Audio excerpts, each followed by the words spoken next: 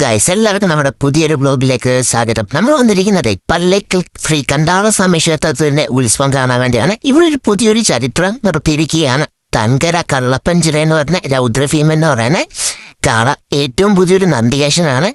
പത്തനംതിട്ട ജില്ലയിലെ ഏറ്റവും വലിയൊരു നന്ദികേശനാണെന്ന് നമുക്ക് പറയാൻ കഴിയും.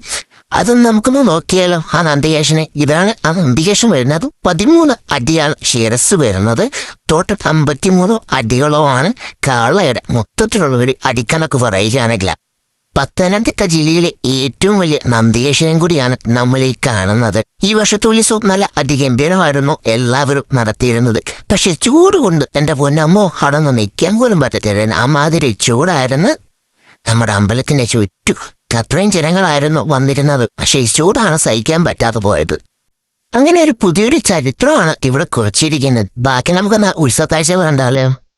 എത്രയും പെട്ടെന്ന് ഈ ഭൂമി മലയാളത്തിൽ കിട്ടാവുന്നതിൽ വെച്ച് ഏറ്റവും മിടുക്കനായ ഒരു ചട്ടത്തിൽ ഒന്നും വില കൊടുത്തിട്ടാണെങ്കിലും കൊണ്ടുവന്ന് ക്രിസ്തഫറായി വാഴിക്കണം.